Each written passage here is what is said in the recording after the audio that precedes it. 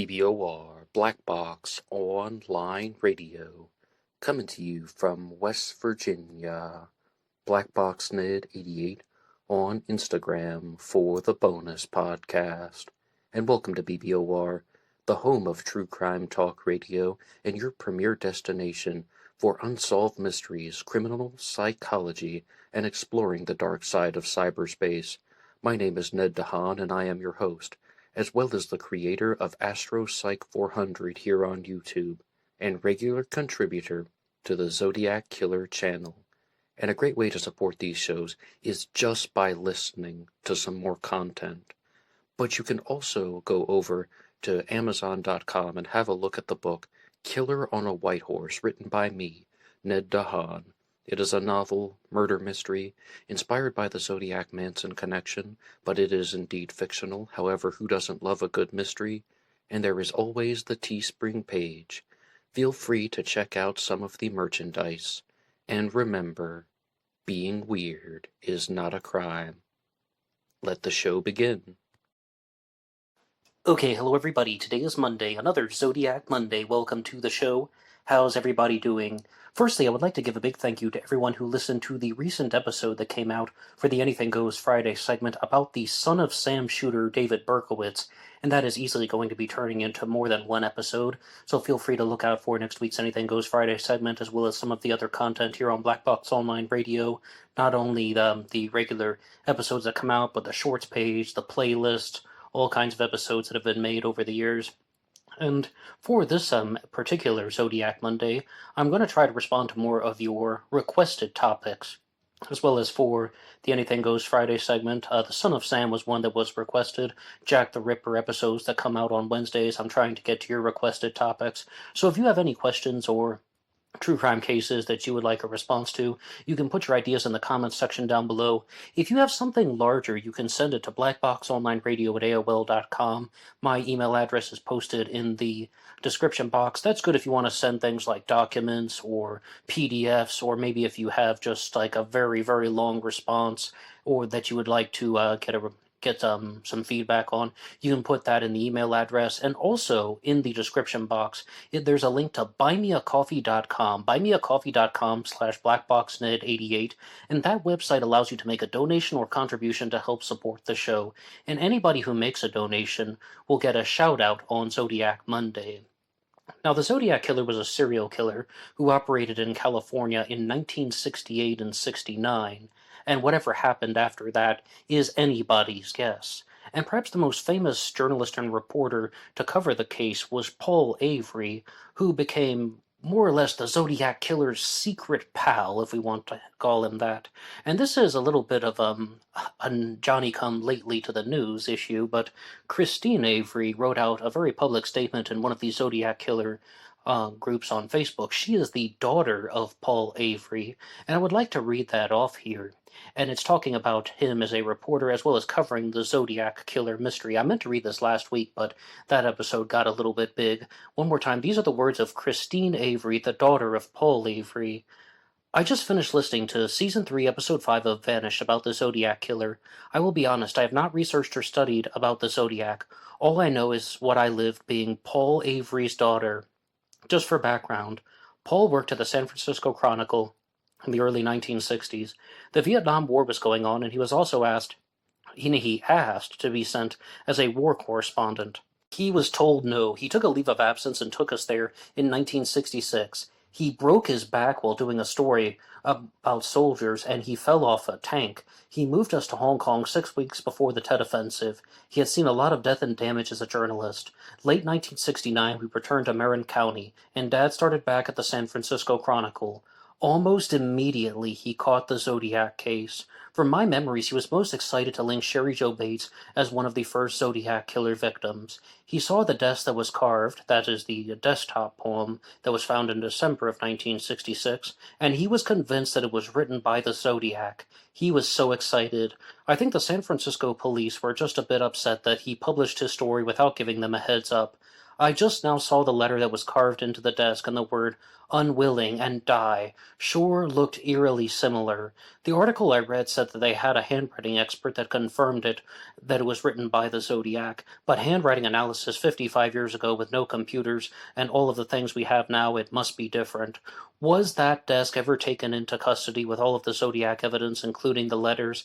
I've always wondered if any actual DNA saved from any of these letters has been preserved. I asked some Zodiac experts that I was chatting with, and he said that there wasn't any DNA at all. Later I read or heard that there was DNA left. In my opinion, unless there is DNA from one of the letters that could be used to match a suspect or a close family member of the suspect, then it will go down forever as unsolved. That's how the Golden State Killer was found. I do understand that they do have a serial rapist case versus a serial killer case, so with a serial rapist case, they have lots of DNA. I lived in California in 2018 when the Golden State Killer was caught. I came across a random article that said that there was a theory that the police suspected Paul was both the Zodiac Killer as well as the Golden State Killer, as he lived in areas during the same time frame as the Golden State Killer. And now I have to interject. Excuse me if I jumbled a few words there or misspoke. Just the idea of Paul Avery being the Golden State Killer, that's hard to say out loud. Several articles and the movie depicted how depressed and dark Paul was, that his career was over after the Zodiac and he succumbed to drugs and alcohol and died. Well, he did partake in many substances, but he was far from depressed or over, not by a long shot. All in all, no matter how interesting the case is, Paul was the investigative reporter also on the Patty Hearst case, who was kidnapped in November of 1974. She was caught 19 months later, and she went on trial and convicted of bank robbery in 1976. My older sister went to the trial and sat by her fiancé Stephen Weed. Soon after, Paul left the San Francisco Chronicle to co-author a book titled The Voices of Guns, published in 1977. He moved to Auburn and worked for the Sacramento Bee, where he finished The Voices of Guns. While at the Bee, he helped exonerate Fred Robinson, a man charged with the murder of a little girl. My dad was relentless in his investigation, and on cloud nine when they let Fred go after my dad discovered he could not read. He had never taken a bus, or much less one with a child, a transfer once or twice. Paul was so proud of these stories, much more so than the Zodiac case. One more time, thank you to Christine Avery for sharing this in a public group. And of course, there is also the book The Voices of Guns by Paul Avery. He's actually listed as a co-author on that. And I just wanted to share that because it's a very personal statement. And there are a lot of pieces of information in there. Firstly, talking about the link between the Zodiac Killer and Riverside, California. And I'll be talking a lot about the 1966 murder of Sheri Jo Bates in this episode today.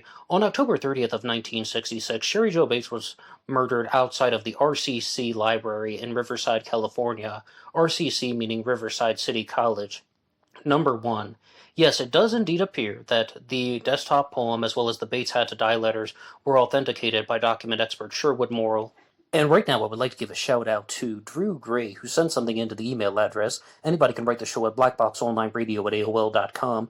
And there is a new podcast out that is covering all sorts of true crime cases, including the Zodiac Killer mystery as well as the pre-Zodiac crimes. And they are starting with the murder of Sheri Jo Bates from 1966. So I thought that this would be a very good transition from the Paul Avery material. And that episode is available under the title Citizen Detective Number 19 Sheri Jo Bates.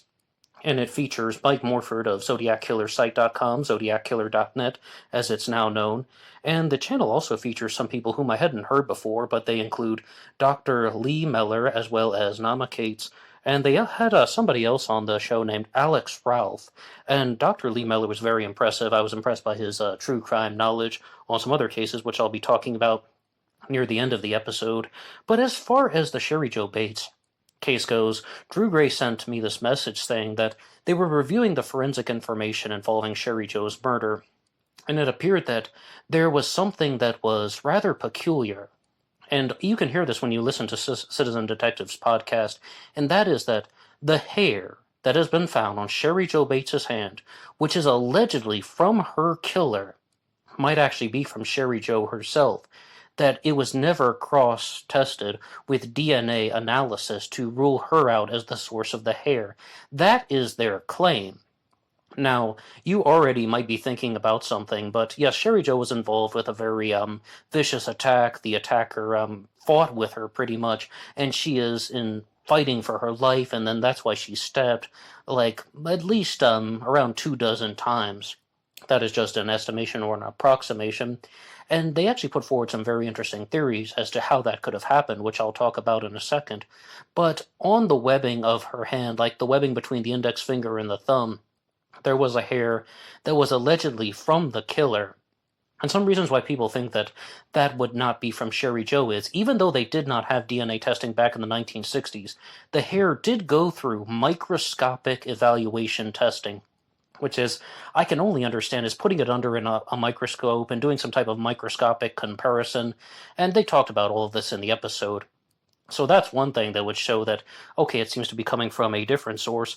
But before I could even finish the episode, on Citizen Detective episode number 19, there was a response from Ross from Planet X Filmworks, who wrote into the comments section, I think we have an answer on the hair that's found on Sheri Jo's hand.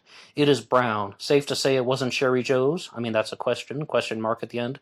Great work, Morph and team. I had a Riverside deep dive in episode 3, and Drewzer's inclination, that's Drew Gray, by the way, is correct. What the letter implied was, okay, I'm going to stop right there and I'll say a little bit more of an introductory piece, but you heard what Ross just said about the hair. Okay, it's not matching Sheri Jo's hair color, and it's also been through the microscopic testing. I'm leaning toward that hair actually being from the killer, but if it's not, hypothetically, if it's not, then Riverside PD would definitely need to re-examine a particular suspect named Bob Barnett, because Bob Barnett was the ex-boyfriend of Sheri Jo Bates, and it's possible that he was very upset that she had been recently engaged to her new partner, Dennis Highland. It's also possible that they had a particular type of relationship that was still going on, and that he just didn't accept that he's now the second fiddle, or that he had some type of, I don't even want to speculate too much, so I'll just say casual relationship. I'm trying to be respectful. But some people thought that Bob Barnett and Sheri Jo Bates were still casually dating, even though she was engaged to Dennis Highland, who did not live in Riverside. He went to a college that was in a different town, and they think that he came over on October 30th of 1966, got into some type of argument with Sheri Jo Bates, and they were in a confrontation, and he's the one who stabbed her to death.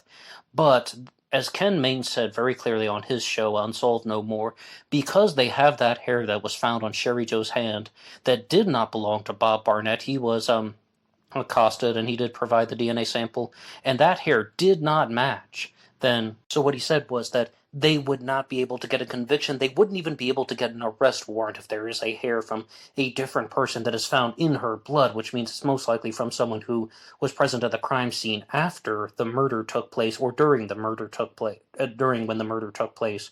But what happened after Sheri Jo's murder is, about a month later, there's the very famous Riverside confession that is mailed. And that talks about how Sheri Jo was murdered because she had given the killer brush off. She had not paid attention to him, not given him the attention that he wanted, and then he says that he's going to go on and commit future murders, specifically targeting women. The Riverside confession, and Ross's comment is going to continue here by saying what the letter implied was brush-offs that could have come from anyone in the area, even a worker and whatnot on projects about how they were just looking to abduct a girl. So, yes, the Riverside confession is heavily talking about this person has some type of direct connection to Sheri Jo. Number 1, she's addressed by name. Number 2, he says that he had interactions with her. So this opens the door for two major theories that were discussed on Citizen Detective. Number 1 is that Sheri Jo was specifically targeted. They pointed out how she was driving a lime green Volkswagen Bug, lime green Volkswagen Beetle. That was her car. And it was something that would be very recognizable. So somebody could have been waiting for Sheri Jo, stalking her over the course of several days. And what that person was trying to do was, they pulled up the hood, which I guess would be in a different place for a Volkswagen Bug than a typical car, and they pulled out the middle wire to the distributor so that the car would not start. Then they wanted to come over, talk to Sheri Jo, say, oh, you're having car trouble, and trying to be a good Samaritan, and maybe they were attempting to abduct her, or maybe they were attempting to lure her to the alleyway where she was murdered, the lot where she was murdered, and it was all a ruse or a distraction. Numerous people have pointed out how that should go away from the ex-boyfriend or the casual boyfriend Bob Barnett, because he wouldn't need to sabotage the car. He could get her attention just by talking to her, and that would seem rather odd. So that also suggests that there might have been just some type of stalker, just some type of person who knew Sheri Jo, but she didn't know him very well. And again, he developed some type of bizarre infatuation with her, and a particularly bizarre obsession, and she might have not even known him by name or something. Now, they also talked about another theory, which I thought was rather interesting. I'm not quite sure what to make of it. It involves a particular clue. Sheri Jo's keys were left in her car, and the whole concept of, if she were going to go with somebody to get help, why would she leave the keys in the car? They were suggesting that says that she was going to come back to the car almost immediately, and why somebody was able to lure her away from the vehicle, that's still a question mark, but that fits more into the ex-boyfriend theory, that they're just having a small conversation off to the side and the car's still in plain sight. But the fact that the keys are there, that almost sounds like she's not getting into somebody else's vehicle. Oh, your car can't start? Well, I'll give you a ride home, and then we can talk to somebody in the morning. Or your car can't start, I'll drive you to a mechanic shop. No, I mean, it sounds like she was going to return to the vehicle rather quickly, but that was interrupted by somebody. So that also does not immediately sound like an opportunistic abduction. That sounds more like the ex-boyfriend. So I'm very, very divided on that. And for the longest time, I thought maybe the reason why we can't find Sheri Jo's killer is because it was just an opportunistic predator. It was just somebody who had been stalking her for several days, somebody who noticed her on campus, noticed the lime green Volkswagen Beetle, and then they had been following Sheri Jo around, and they just waited for her to come out of the library, waited until she was in a vulnerable place. Those types of crimes definitely do happen. I mean, victim profiling, if she looked a certain way, if she acted a certain way, or maybe that person did indeed write the confession letter and they had genuine brush-offs when he said hi to her one day, and she didn't say hi back. She didn't even notice him. So then he did something that was very, very evil, but completely in line with what we know about serial killers. And if anybody has any particular type of comment they would like to give about the Sheri Jo Bates case, you can put your idea in the comment section down below. As you guys know very clearly here on Black Box Online Radio, I do not believe that her murder was committed by the Zodiac Killer, but always open for discussion and always open to talk to you guys about things. Please put your ideas in the comment section down below, and maybe your comments will be worked into a future episode of Black Box Online Radio. And please stay tuned to the end of the episode, where I will be talking about a different true crime case that was shared on the same episode, Citizen Detective podcast number 19. They will have more episodes about the Zodiac Killer, but I'm going to be going through all of their different true crime story podcasts. I always want to know more about the true crime world. And right now, I would like to get to your shout-outs on BuyMeACoffee.com. Anybody who makes a donation or a contribution will get a shout-out on Zodiac Monday. And the first contribution comes to us from Stuart McAdam. Stuart has actually been a longtime follower of BBOR, even listening back when there was just the black box on the screen and the logo and the sparks in the background. And I've used some of Stuart's comments in previous Zodiac Killer Q&A sessions. Stuart McAdam writes, "Enjoy the coffee, Ned. I saw a comment in Quora from a lady called Beth talking about her experience at Lake Berryessa the day Brian Hartnell and Cecilia Shepard were attacked. She was with her mom when they parked at the lake, and the only other car there was an off-white sedan. It had clothes on hangers, and little kids' clothing was hanging from it. Her mom was suspicious because that was a car, but there wasn't a soul around. They had a dog with them, and they began taking it for a walk. As they were walking along, they heard a voice that came from the tall weeds. The voice was male, clearly a male voice, and somewhat gruff. He said, 'Hey, psst, psst, hey, come here, hey you, come here.' And he repeated it again, 'Psst, come here, hey.' And her mother yelled, 'Run.' And they grabbed the dog up in their arms and ran. They ran back to the car, jumped in, and locked the doors, and got out of there as fast as they could. She found out later that it happened to be the exact beach by the lake she and her mother had passed just before hearing the voice coming from the weeds. Now, was that the Zodiac Killer? I mean, that really tie in a lot to the Lake Berryessa voyeur theory, this whole thing about how the Zodiac Killer wasn't directly trying to do anything specifically targeting a male and a female together. A lot of people think that the Zodiac had heterosexual animosity and he's going after couples, but the Lake Berryessa voyeur was looking at 3 girls, and some people think that was the Zodiac, that he was just staring at 3 girls and maybe they would have become his targets. Could the Zodiac also have been trying to go after a woman and a child? You'd have to wonder, though, if there was any type of Lake Berryessa costume involved. I mean, part of me thinks that, maybe that was not the Zodiac, because that just doesn't seem the way that the Zodiac would go about things to try and lure the victims to him. Or, I mean, maybe it was. Maybe he was just trying to taunt them, or this guy's kind of just out of his mind. The Zodiac was probably an oddball, so to speak. I'm kind of 50-50 on this one. And this is really the first time that I've ever heard about a strange man who was whispering to a woman and her child with a dog, that he was talking to them from behind the tree line. But if this is true, that she was there on the day of the Lake Berryessa stabbing and she heard that, there's a very high chance that that was the Zodiac killer. But sadly, we do not have a lot of information to corroborate her story. And our next comment comes to us from Albert. Albert contributed on BuyMeACoffee.com. Thank you so much, Albert. And he says, enjoy something tasty, or save it for your collecting of funds in the afterlife. Still hooked for every episode. Albert, thank you so much. And yes, of course, I mean, anything you contribute to this show will get put right back into it, mostly in the form of buying true crime books. And our next comment comes to us from Batman66. And this was actually done as a super thanks available on YouTube. And there were 2 posts from Batman66 recently, and one of them came in on the episode that I had shared called Odd Facts About True Crime and Missing Persons Cases. And once a day here on Black Box Online Radio, I usually share an episode in the community post or the announcements page, and just some of the older episodes. There are now more than 1,000 episodes of Black Box Online Radio. Really, more than 1,000 uploads, I should say, because some of them are just the 2-minute announcements about things. But yes, there are loads of episodes you can go through, the Anything Goes Friday segments, the bonus episodes that have come out on the weekends, and now I'm going to be releasing more polling questions for the community page. So if you have not subscribed to Black Box Online Radio, please do so. Please feel free to hit the like button, subscribe, and also visit some links in the description box. There are not only the things like BuyMeACoffee.com, you can also look at Amazon.com for the books that are available, as well as lots of ways of keeping in touch. So I invite you to do so, and thank you once again to Batman66 also for following along with some of the older content.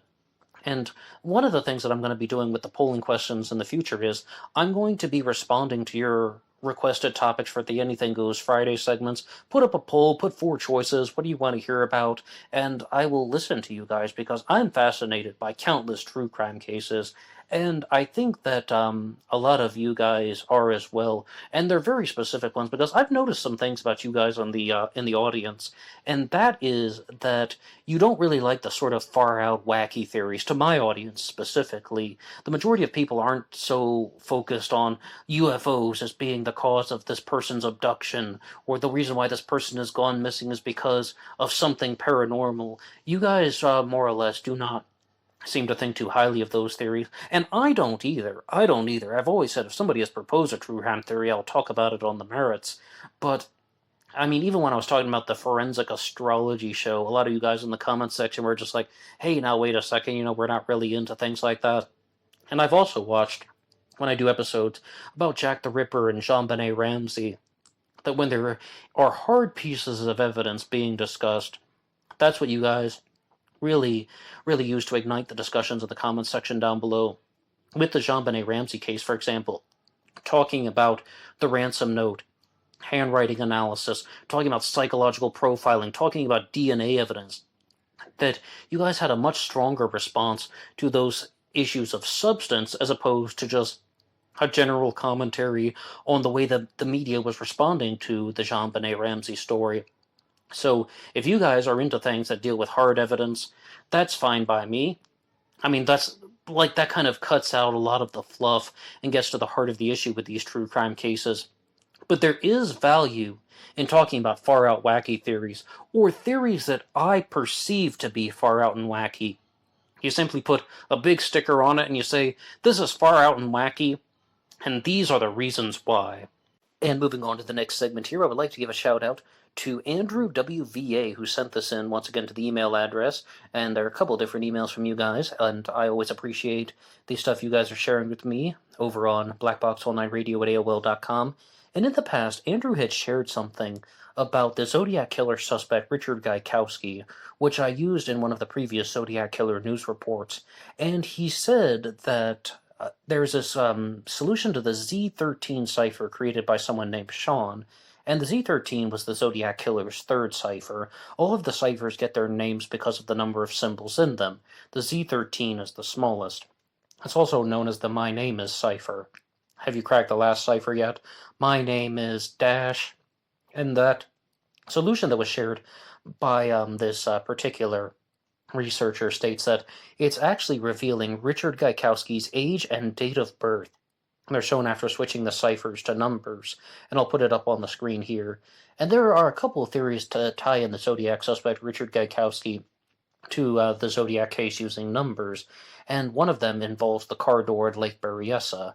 After the Zodiac Killer's Lake Berryessa stabbing on September 27th of 1969, he wrote a message on a car door that had the Zodiac symbol, the word Vallejo, the dates of Zodiac activity, 12/20/68, 7/4/69, but for the Lake Berryessa stabbing, he didn't write 9/27/69, he wrote out the word sept, S-E-P-T. Some people think that that is the French word for 7, other people think that that simply means September, and then the rest of the numbers followed. And then the numbers continue by adding in the time of the crime, 6:30 p.m., and if you total all them up, it adds up to 33. And some people think that the reason why the 9 was left off and the word S-E-P-T, or September, was written out is because that totals Richard Gaikowski's age at the time, 33 years old. But I'll get back to the email that was written by Andrew WVA. Taking the Z13 solution into account, I decided to do a little experiment using Richard Gaikowski's suspect profile, if you will, in order to determine just how many people in San Francisco would have matched him in 1970. Richard Gaikowski was 5 feet 11 inches tall, smoked, wore glasses, and he was a white male. He was also born on March 14th. And I have to throw in another interjection. March 14th is Pi Day 3.14, right? Pi 314. And I believe this was something that was discovered by Ray Grant, that the Zodiac, the word Zodiac can match up to Pi, like 3.14 and so on, and the C is the third letter of the alphabet, A is the first letter of the alphabet, D is the fourth letter of the alphabet, and there is a 2 and 6 that are together, so that could be the 26th letter for Z. That the numbers in Pi match up to the word Zodiac, and Richard Gaikowski's birthday was March 14th. To assist me, I used some demographic statistics from the 1970 census, as well as AI in a software program called ChatGPT. This AI program crunches numbers and has data crunching abilities that are impressive, as you only have to wait a few seconds for it to come up with a response. Perhaps you have had a test drive of it yourself. No, I haven't, actually. After running all the numbers and percentages, the final estimate is that 6 people in San Francisco matched Gaikowski's profile, and the ChatGPT did not know the exact percentage of people who wore glasses in 1970, but all in all, I think it is a relatively close estimate. I'll share one update with you guys about the numbers. It might even be a smaller number if we exclude that people taller than Richard's height of 5 feet 11 inches tall from his passport application are not included. I've included all the relevant ChatGPT data in this email. And then Andrew sent me an updated email saying that, I hope you're following along. I just realized I made an error when I asked GPT about the number of people in Richard's age group. It was supposed to be ran as 34, not 32. As previously stated, Geik would have been 33 in 1969 and 34 in 1970. I ran the numbers again, and I am including the corrected figure, so the final number of people matching Richard's profile is 12 people on average and not 6, but all the other percentages are correct. Now let's think about this for a second, because we know some things about the Zodiac Killer. At least once in his life, the Zodiac Killer wore glasses, and we know that the Zodiac Killer was a white Caucasian male, estimated to have been between 5 feet 8 inches tall and 6 feet tall, and if you have somebody who's 5 feet or 5 feet 11 inches tall, that is on the median or just leaning one way in particular. So how many people actually looked like that? And firstly, even if I think that it's a very interesting way of approaching the material, looking at the demographics, looking at how these numbers could be put into place because how many people in the San Francisco Bay Area actually had these particular physical features, and then trying to narrow it down to a specific list? And of course, Andrew has his suspect, Richard Gaikowski. But here are some very important challenges. What if the Zodiac Killer didn't live in San Francisco? I mean, we have suspects that aren't even going to be in the immediate area at the time. For example, Donald Lee Booyock, the suspect involved in the Montana connection, he would have had to have driven from Montana to have committed the crimes and possibly just driven right back. I mean, we don't know exactly because it's some very theoretical things. We don't know who the Zodiac Killer is, but that's just the first suspect I could think of that would not immediately be living in the general area around the Zodiac Killer crime scenes. And also, for the city of San Francisco, we're going farther and farther outside of San Francisco city limits into Vallejo, into Benicia, and perhaps even in some of the other surrounding towns. Like last year on the channel, I did something about the Zodiac Killer Moraga connection involving the suspect Robert Volvins. But my major takeaway from this is there probably are a lot fewer white males around 5 feet to 6 feet tall, 5 feet 8 inches to 6 feet tall, that wore glasses, that had some of the other attributes of the Zodiac Killer, some other features of the Zodiac Killer. It's probably going to be a very small suspect pool that we will be dealing with in the San Francisco Bay Area, but we would have to extend beyond the San Francisco city limits. Definitely include Vallejo. I mean, a lot of people think that the Zodiac Killer might have been dropping the word Vallejo as a red herring, because writing the word Vallejo on the car door after Lake Berryessa, or talking about the Vallejo Times-Herald, mailing letters to the Vallejo Times-Herald. I mean, choosing the San Francisco Examiner, San Francisco Chronicle, and the Vallejo Times-Herald as the places to mail his letters.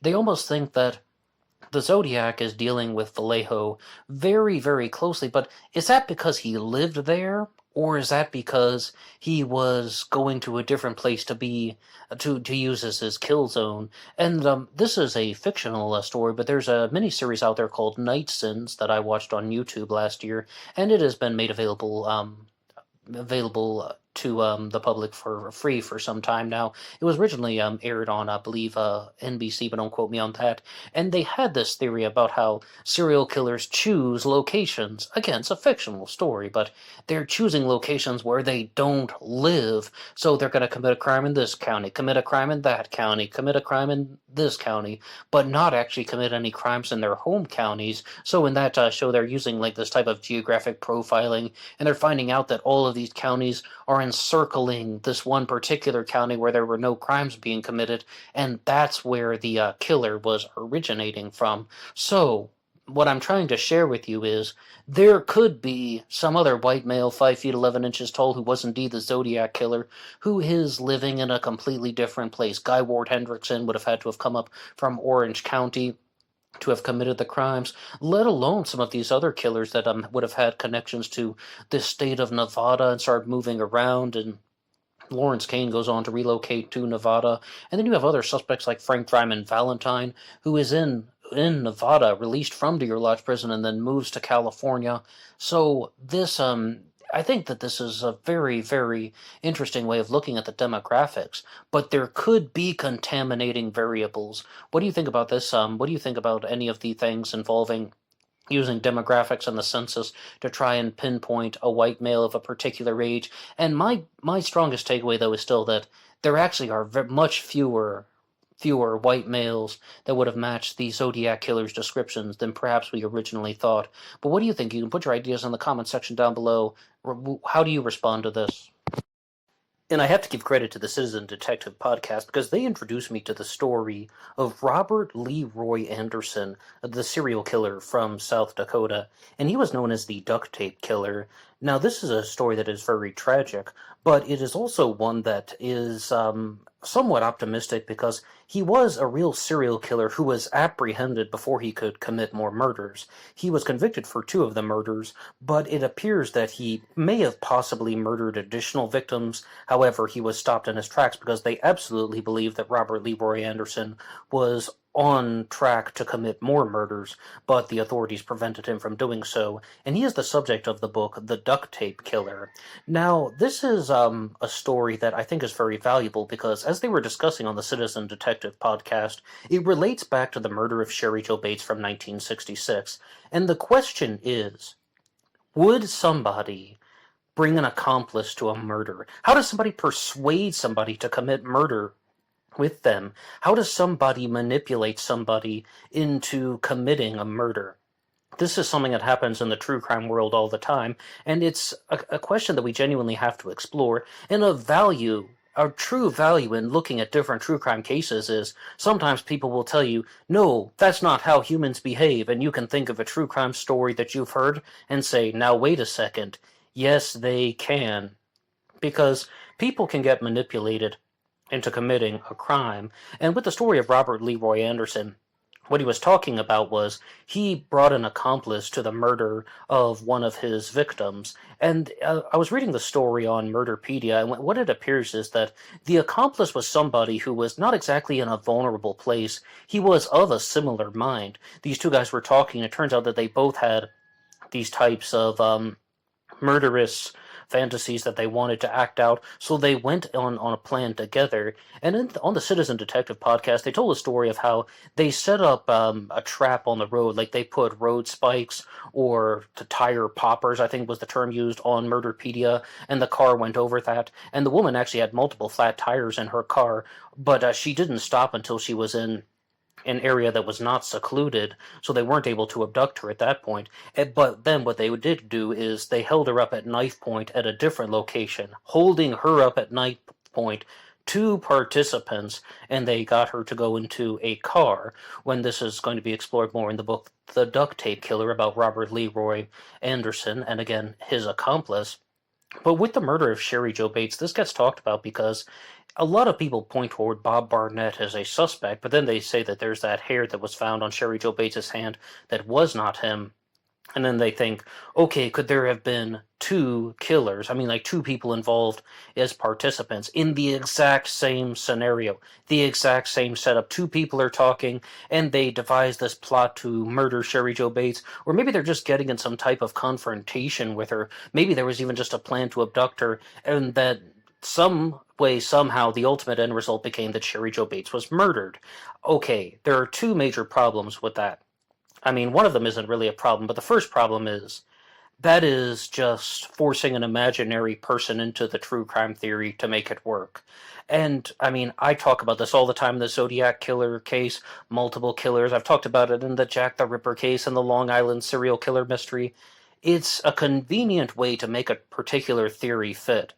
When you think that you know the answer to something, but there's contradictory evidence, well, that's because there was another participant who provided the contradictory evidence. It is a convenient way to make a theory work. And the second point is not actually a problem. Instead, it's a commentary, just looking at some other examples of how people genuinely do get manipulated into committing crimes, or maybe there are people who genuinely want to become participants in serial killer activity or mass murder activity. One of the most obvious examples is Leonard Lake and Charles Ng. They were a serial killer duo known as the Boneyard Killers. You also have the Toolbox Killers, Roy Norris and Lawrence Bittaker, and then you also have, how about the Tate LaBianca murders and the Manson family? I mean, their defense mostly was that they were manipulated into committing these types of murders. Where you have a group of people acting all in a similar way, acting in a murderous way, for some type of unknown reason.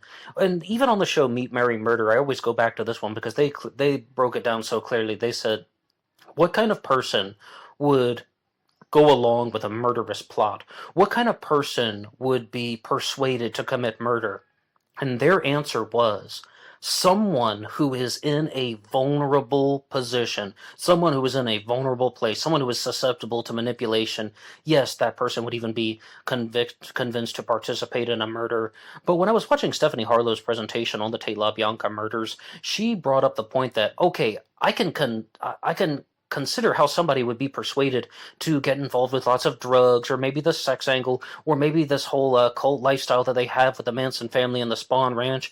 But committing murder to escalate to that level, doesn't that require some type of genuine psychological issue? I'm sure it does. Yes, absolutely.